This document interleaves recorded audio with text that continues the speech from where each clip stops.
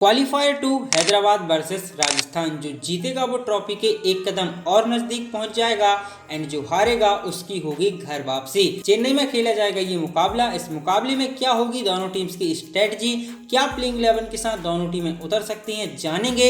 साथ ही चेन्नई के ग्राउंड पर दोनों टीम्स के आंकड़े कितने बेहतर हैं ये भी देखेंगे। तो चलिए करते हैं क्वालिफायर 2 का ब्लॉकबस्टर प्रीव्यू। पिच कंडीशन की बात करें तो ये मुकाबला है एमए चिदम्बरम स्टेडियम चेन्नई में एंड रिपोर्ट है कि ये मैच खेला जाएगा पिच नंबर 7 पर, जो एकदम फ्रेश विकेट है। जो कैसा बिहेव करेगी ये कहना अभी मुश्किल है, बट एक्सपेक्ट करेंगे कि इवन पिच मिले जहां गेंदबाज और बल्लेबाज दोनों के लिए कुछ ना कुछ मदद हो, क्योंकि यदि स्पिन फ्रेंडली हुई तो आरआर स्ट्रांग हो जाएगी क्योंकि उनके पास 2-3 क्वालिटी स्पिनर्स हैं, और यदि बैटिंग फ्रेंडली हुई तो फिर आरआर स्ट्रांग हो जाएगी क्योंकि उनके पास मजबूत बल्लेबाजी है।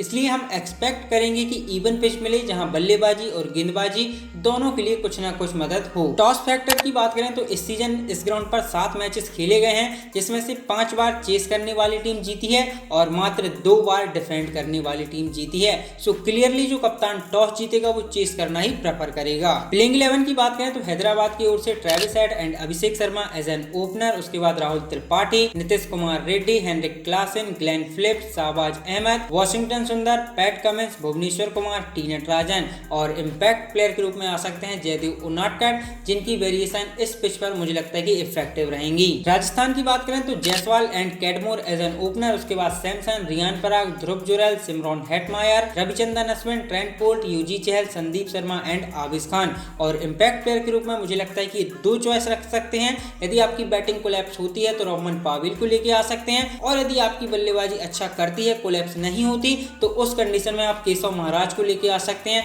जो इस पिच पर मुझे लगता है कि अच्छी चॉइस रहेंगे। अब जरा दोनों टीम्स की बात कर लेते हैं। हैदराबाद की बात करें तो इनकी ताकत क्या है? इनकी ताकत है इनकी बल्लेबाजी एंड बैटिंग में ये मोस्टली डिपेंडेंट है अभिषेक शर्मा, ट्रेविस हेड और हेनरिक क्लासन पर। ये तीनों चलते हैं या इन तीनों में से कोई 2 भी चलते हैं तो हैदराबाद की बल्लेबाजी तूफान नजर आती है, लेकिन जब ये नहीं चलते तब हैदराबाद की बल्लेबाजी एवरेज नजर आती है। एंड क्वालिफायर 1 इसका प्राइम एग्जांपल है, जहां ये तीनों सस्ते में आउट हुए थे और हैदराबाद मात्र 159 रन बना पाई थी। ऐसा नहीं है कि वो विकेट 159 वाली थी, क्योंकि उसी विकेट पर आरसीबी ने 172 रन लगाए थे, तो 180-190 रन उस ग्राउंड पर बनाए जा सकते थे।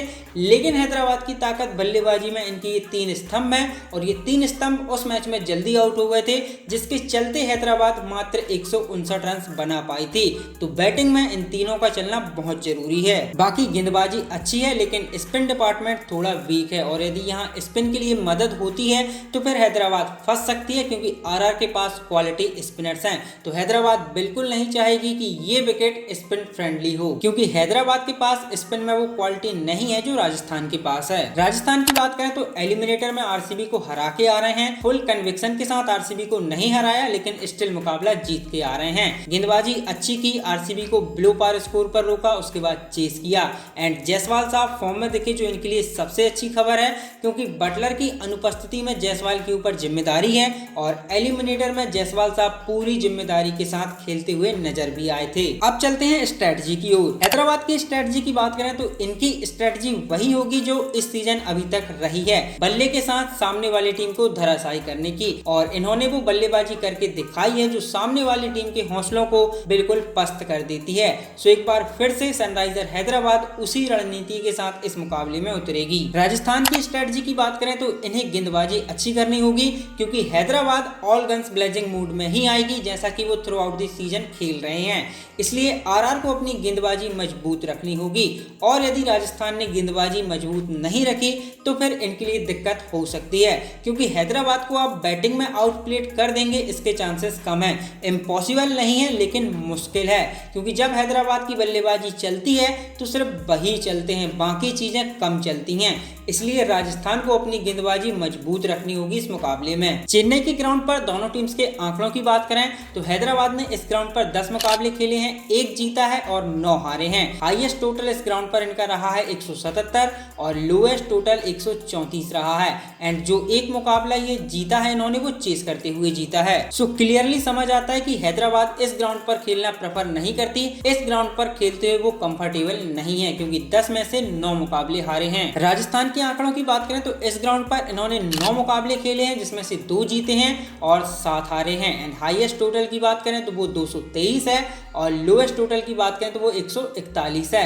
एंड इन्होंने जो 2 मुकाबले जीते हैं वो डिफेंड करते हुए जीते हैं। सो राजस्थान भी चेन्नई में खेलते हुए ज्यादा कुछ खास कंफर्टेबल नहीं है। दोनों टीम्स के हेड टू हेड आंकड़ों की बात करें तो अभी तक 19 बार ये दोनों टीमें आमने सामने हुई हैं। 10 बार हैदराबाद जीती है एंड 9 बार राजस्थान जीती है। तो आंकड़े हमें ये बताते हैं कि जब जब ये दोनों टीमें आमने सामने होती हैं मुकाबला बराबरी का होता है, क्योंकि 19 में से 10 बार हैदराबाद जीती है और 9 बार राजस्थान जीती है, यानी कि हमें एक टफ एनकाउंटर देखने को मिलता है। एंड इस मैच के लिए मेरी प्रेडिक्शन क्या है, तो मुझे लगता है कि सनराइजर हैदराबाद इस मुकाबले को जीतेगी। आप लोगों को क्या लगता है कमेंट्स में जरूर बताइएगा। क्या राजस्थान इस मुकाबले को जीतकर केकेआर को ज्वाइन करेगी फाइनल में, या फिर सनराइजर हैदराबाद राजस्थान को हरा के ज्वाइन करेगी केकेआर को फाइनल में? अपनी राय कमेंट्स में जरूर दें गाइस। बाकी आज के लिए इतना ही। आई होप आप लोगों को वीडियो पसंद आया होगा। यदि पसंद आया है तो लाइक करें, अपने दोस्तों के साथ शेयर करें एंड चैनल पर पहली बार आए तो सब्सक्राइब करना ना भूलें। बाकी मैं मिलता हूँ अगले नए वीडियो में, तब तक के लिए bye bye, take care, thank you so much.